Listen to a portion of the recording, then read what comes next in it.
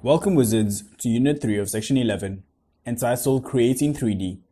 Make a clay model, proportion, texture, space, and all the size of the sculpture must be prepared.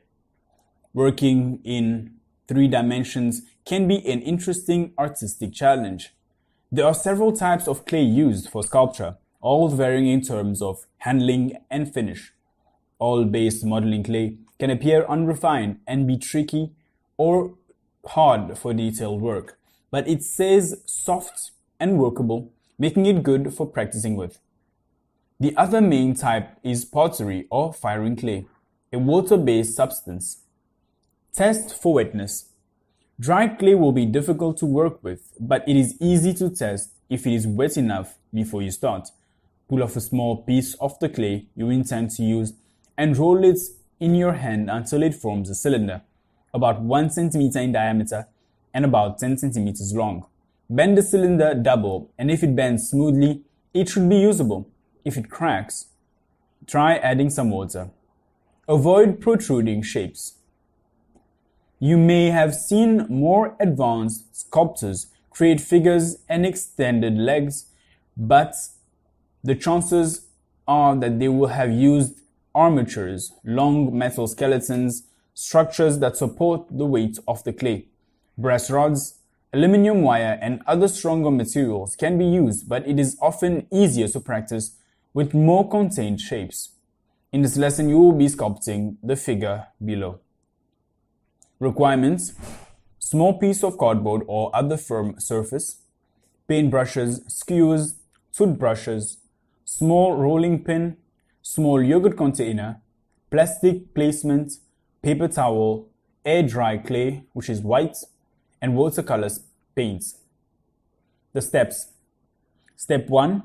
Work on a piece of cardboard or another firm surface and take a small amount of clay and flatten it with your fingers. Step 2. Use the rolling pin to flatten and smoothen the clay. This is called the slab of clay.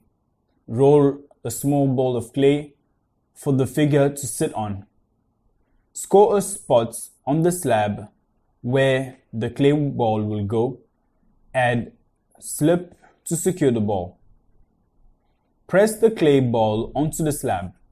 Pinch the 2 surfaces together using a flat skewer or the back of your fingernail. Roll a short coil to use for the legs.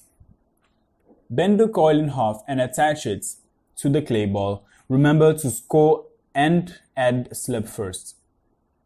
If you are planning to have a skirt or dress, roll out a thin slab of clay for a skirt. Cut it into the desired shape using a skewer or a plastic knife. Place the skirts over the legs and attach. Roll a small ball of clay into the short coil for the body. Attach the coil on top of the legs and remember to score and add slip first. Roll a short coil for the arms and attach it across the shoulders. Remember to score and add the slip first. Roll a small ball for the head and make sure that the size is in proportion to the body. Score and add slip before attaching the head to the body. Attach the head, smooth out the neck, and put some clay into a garlic press and squeeze it out. Attach it to the head for the hair. Then, thin pieces of clay such as this will probably break off when they dry. If you don't want this to happen, make sure that the thin bits are attached to the head or body. To make a book, roll, or a small piece of clay, cut it with a skewer or plastic knife. Attach it in place and add other details. Allow the figure to dry for 1 week. Once the figure is dry, it is ready to be painted. Use watercolor paints to add a few color detail to the figure. Add color in a variety of places to move the eye in and around the figure. You may want to coat the figure with an acrylic varnish.